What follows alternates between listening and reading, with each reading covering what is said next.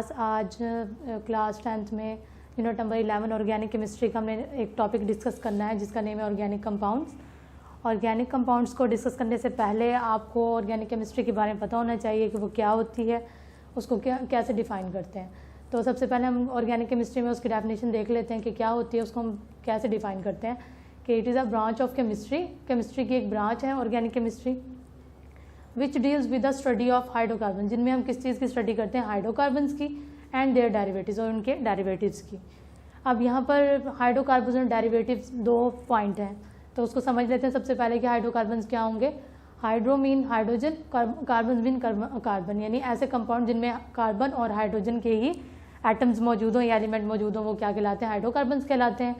और डेरिवेटिव्स का क्या मीन होगा कि हमारे पास एक चीज़ से डिफरेंट प्रोडक्ट्स बनाना, वो क्या कहलाता है। सिंपली मीनिंग अगर मैं आपको बताऊं डेरिवेटिव्स का क्या होगा कि हमारे पास कोई एक चीज़ है उससे हमने डिफरेंट प्रोडक्ट्स बना दी, वो क्या कहलाता है, डेरिवेटिव्स कहलाता है। ठीक है, अब ऑर्गेनिक केमिस्ट्री को डिफाइन करने के बाद हमारा जो मेन टॉपिक है वो है ऑर्गेनिक कंपाउंड्स, कि ऑर्गेनिक कंपाउंड्स क्या होंगे और आगे इनकी क्लासिफिकेशन कैसे होती है। तो ऑर्गेनिक कंपाउंड्स क्या होते हैं कि अब तक जो हैं 10 मिलियन से भी ज़्यादा जो है ऑर्गेनिक कंपाउंड जो है इंट्रोड्यूस प्रिपेयर्ड हो चुके हैं, लेकिन हर साल जो है थाउजेंड्स ऑफ ऑर्गेनिक कंपाउंड जो है वो प्रिपेयर किए जाते हैं। ठीक है, अब इसमें ऑर्गेनिक कंपाउंड में जो मेन इंपॉर्टेंट कॉन्स्टिट्यूएंट्स है वो है कार्बन का होना और हाइड्रोजन का होना, लेकिन जो मेन है मेनली वो क्या है, कार्बन, क्योंकि कार्बन जो है हाइड्रोजन के साथ कोवलेंटली बॉन्डेड जो है, कोवलेंट बॉन्ड बनाकर जो है बॉन्ड बनाती है। मीन्स कोवलेंट बॉन्ड कौन सा बॉन्ड होता है जिसमें शेयरिंग ऑफ इलेक्ट्रॉन्स होती है, यानी कार्बन अपना ही इलेक्ट्रॉन देता है, हाइड्रोजन अपना ही इलेक्ट्रॉन देता है, जिसकी बेस से एक बॉन्ड बनता है जिसको हम क्या कहते हैं, कोवलेंट बॉन्ड कहते हैं। ठीक है, कोवलेंट बॉन्ड में single covalent bond, double covalent bond और ट्रिपल कोवलेंट बॉन्ड, ये तीनों ही डिस्कस की जाती हैं। क्यों? क्योंकि आगे इस चेन में अगर हम इसकी एग्जांपल लेते हैं तो एग्जांपल में जब हम कार्बन और हाइड्रोजन की कोई भी एग्जांपल कोड करते हैं तो वो ज़रूरी नहीं है कि वो सिंगल कोवलेंट की है, वो डबल की भी आ सकती है और ट्रिपल की भी आ सकती है। ठीक है, जो नेक्स्ट है ऑर्गेनिक कंपाउंड्स में हम ऑक्साइड्स ऑफ कार्बन को डिस्कस करते हैं कि ऑक्साइड्स ऑफ कार्बन क्या होते हैं, जिनमें ऐसे ऑक्साइड जिनमें कार्बन जो है रिलेटिवली बॉन्ड बनाता है किसके साथ, ऑक्सीजन के साथ। जैसे हमारे पास कार्बन मोनोऑक्साइड है, कार्बन डाइऑक्साइड है, कार्बाइड्स हैं, बाइकार्बाइड्स हैं। ठीक है, ये सारी जो एग्जांपल्स हैं किसकी हैं, ऑक्साइड्स ऑफ कार्बन्स की। लेकिन ऑक्साइड्स ऑफ कार्बन्स को हम कार्बन कंपाउंड्स कह सकते हैं, लेकिन ऑर्गेनिक कंपाउंड्स उनको नहीं कह सकते। यहाँ पर कार्बन तो मौजूद है लेकिन हम इसको ऑर्गेनिक कंपाउंड्स नहीं कह सकते। क्यों नहीं कह सकते?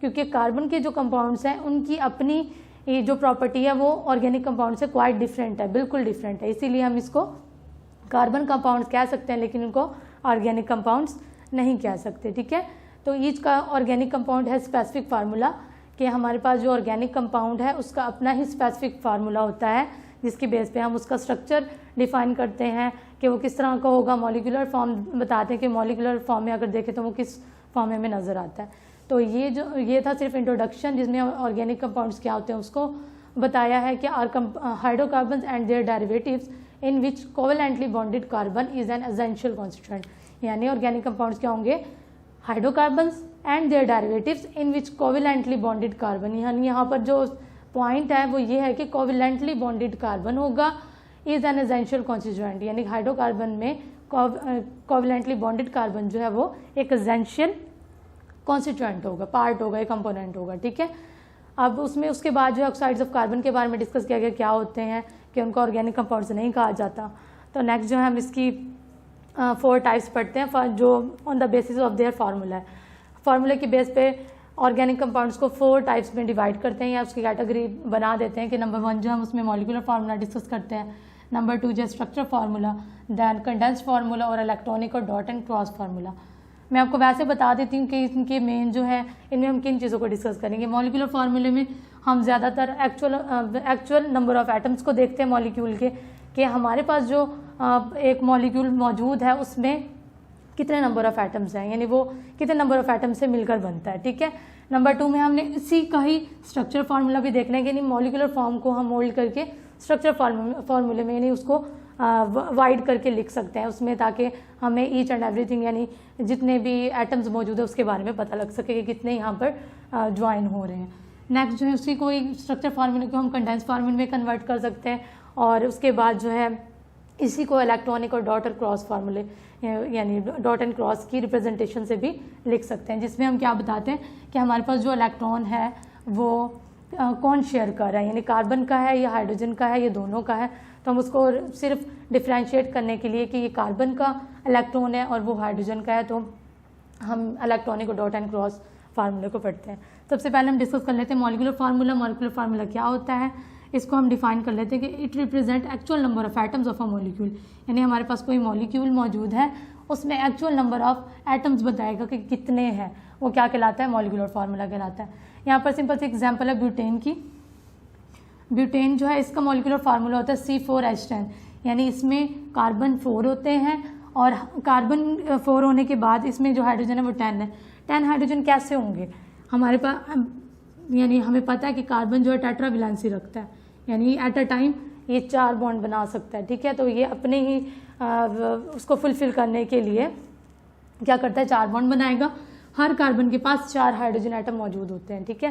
तो हम उसके मुताबिक जो है वो कहते हैं कि हाइड्रोजन जो है यहाँ पर 10 है, यानी 4 कार्बन है, हर कार्बन के पास 4 हाइड्रोजन यानी 4 बॉन्ड्स हैं और वो बनाते हैं बॉन्ड, कोवलेंटली बॉन्डेड, एक दूसरे से अटैच होते हैं, ठीक है। ये कोवलेंटली बॉन्ड है।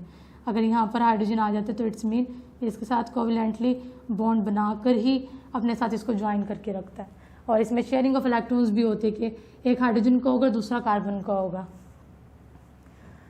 अब इसमें जो हमने डिस्कस करना है, इसकी ब्यूटेन की एग्जांपल को डिस्कस कर लेते हैं कि butane made up of carbon and hydrogen. देखिए सिंपली अगर मॉलिक्यूल दे दिया जाता है इस तरह मॉलिक्यूल, जैसे यहाँ पर लिखा भी हुआ है कि इसमें हमें नज़र आता है कि कार्बन मौजूद है और सिर्फ हाइड्रोजन मौजूद है, इसके अलावा और हमें कोई एटम या एलिमेंट इसमें नज़र नहीं आता, ठीक है। नंबर 2 जो है हमारे पास each molecule of butane consist of 4 carbon atoms and 10 hydrogen. अब यहाँ पर हम इसकी तादाद बताएंगे। फर्स्ट पॉइंट में सिर्फ हमने ये बताया कि हमारे पास सिर्फ हाइड्रोजन है और कार्बन है। नेक्स्ट पॉइंट में हम ये बताएंगे कि इसमें कार्बन कितनी कंसिस्ट कर रहा है, कितने नंबर ऑफ एटम्स पर, और हाइड्रोजन कितने नंबर ऑफ एटम्स पर कंसिस्ट कर रहा है। यहाँ पर कार्बन जो है 4 है, हाइड्रोजन की जो तादाद है वो कितनी है, 10 है, ठीक है।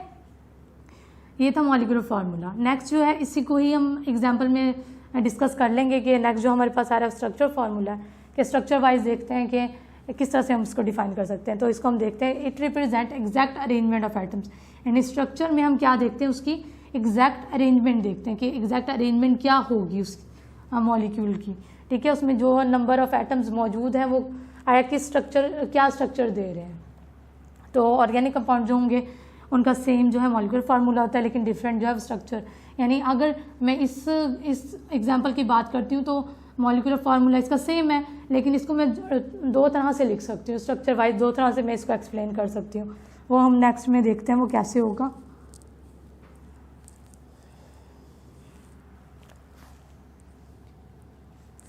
देख लेते हैं। ब्यूटेन है हमारे पास। अब ब्यूटेन को स्ट्रक्चर वाइज कैसे लिख सकते हैं, ब्यूटेन का फार्मूला था C4H10, ठीक है। यानी हमारे पास 4 कार्बन है, यानी 4 कार्बन है तो इट्स मीन 4 कार्बन हमने ड्रॉ करने हैं। देन हाइड्रोजन कितने होने चाहिए, 10 होने चाहिए। वो कैसे कि देखिए मैंने आपको बताया था कि टेट्रा वैलेंसी होती है, मीन कार्बन जो है 4 बॉन्ड बनाएगा, स्टार्टिंग में 3, देन समझाती हूँ कि ये कैसे होगा।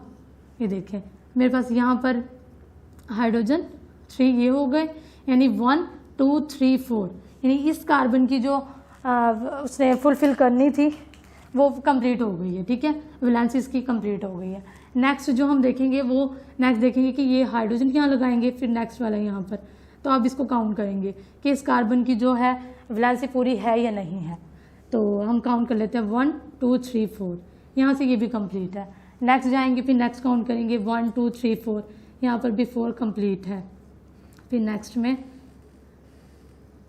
यहाँ पर देख लेते हैं कि यहाँ पर भी जो इसकी वैलेंसी जो है कंप्लीट है।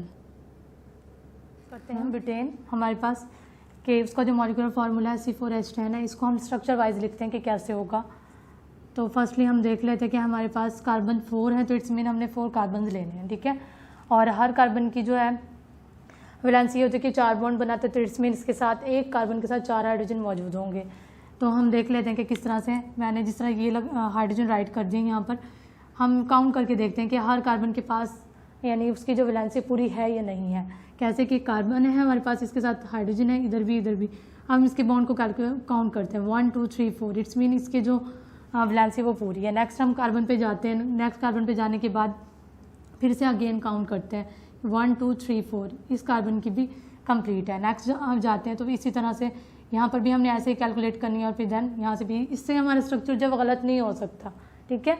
अगर यहाँ पर हाइड्रोजन मॉलिक्यूलर फार्मूले में हाइड्रोजन है फॉर एग्जांपल 12 और मैंने यहाँ पर राइट कर दिया 11, इट्स मीन मेरे स्ट्रक्चर में कोई मिस्टेक है, तो हम इजीली जो है मालूम कर सकते हैं और इसको सही भी कर सकते हैं, ठीक है। तो ये क्या बनाता है, ब्यूटेन। ब्यूटेन की सिंपल सी एग्जांपल ली थी किसमें, स्ट्रक्चर फार्मूले के अंदर। अब नेक्स्ट जो इसकी एग्जांपल, यानी इसी ब्यूटेन को मैं दूसरे फॉर्म में भी लिख सकती हूँ, इसको मैं एन ब्यूटेन कहती हूँ और इसको मैं आइसोब्यूटेन, यानी इसी तरह का जो मॉलिक्यूलर फार्मूला मेरे पास सेम रहेगा, लेकिन स्ट्रक्चर जो मैं एक ही मॉलिक्यूलर फार्मूले के 2 में लिख सकती हूँ। वो कैसे, ये देखें, इसी को ही मैंने लिया है, 4 कार्बन है मेरे पास, अरेंजमेंट करूँगी ये हाइड्रोजन की, वो कैसे कि यहाँ पर 3 आएंगे, 3 आने के बाद 1 2 3 4 इसकी कंप्लीट हो गई। देन कार्बन नेक्स्ट वाला है, यहाँ पर 3 ऑलरेडी हैं बॉन्ड, ये देखें 1 2 3, यानी यहाँ पर मुझे एक हाइड्रोजन की ज़रूरत है, तो मैं यहाँ पर एक हाइड्रोजन राइट कर देती हूँ यहाँ पर, ठीक है। नेक्स्ट जो है वो उसके भी कंप्लीट कर लेते हैं, कितने आएंगे यहाँ पर 3, क्योंकि यहाँ पर एक है, 1 2 एंड 3, ये बॉन्ड्स हैं, ठीक है, इसको बॉन्ड कहते हैं एक इसको। नेक्स्ट जो है मेरे पास ये कार्बन रह गया, तो इसके पास भी कितने आएंगे, 3 आएंगे, 1 2 एंड 3।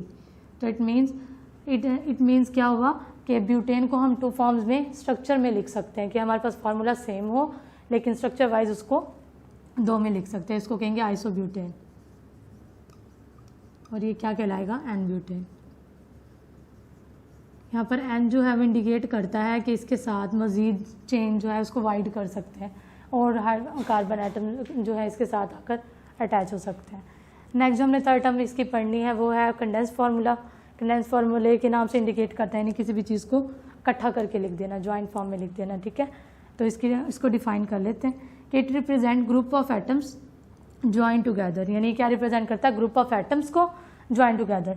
अब इसी एग्जांपल को मैं कंडेंस फॉर्म में भी लिख सकती हूँ, वो कैसे, अभी पता लग जाता है कि कार्बन है मेरे पास, इसके साथ कितने हाइड्रोजन है, 3, तो मैं इसको कंडेंस फॉर्म में लिख दूंगी, मीन्स ज्वाइन करके मैंने कार्बन हाइड्रोजन एटम को इकट्ठा करके लिख देना है यहाँ पर। तो ये आ गया CH3 सिंगल बॉन्ड यहाँ पर रहेगा, और नेक्स्ट जो है ये क्या होंगे, 2 हाइड्रोजन है तो क्या बनेगा, CH2, ठीक है। नेक्स्ट फिर दोबारा से CH2, देन अगेन लास्ट में 3 है तो हम क्या लिखेंगे, CH3, ठीक है। तो ये कंप्लीट हो गई, यानी हमारे पास जो स्ट्रक्चर फार्मूला है उसको हम कंडेंस फार्मूले में भी राइट कर सकते हैं। इसी तरह जो है आइसोब्यूटेन है, आइसोब्यूटेन को भी मैं कंडेंस फॉर्म में लिख सकती हूँ, वो कैसे, यहाँ पर CH3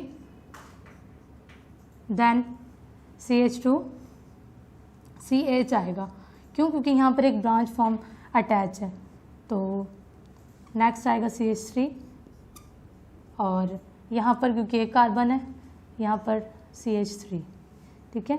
तो मैंने दोनों ही फॉर्म्स को, स्ट्रक्चर फार्मूले को कंडेंस फॉर्म में राइट करके दिखाया आपको, 1 एंड 2। हमारे पास एग्जांपल वही है सेम, ब्यूटेन, एन ब्यूटेन और आइसोब्यूटेन, उसी को मैंने किस में मोल्ड करके बताया, कंडेंस फार्मूले में।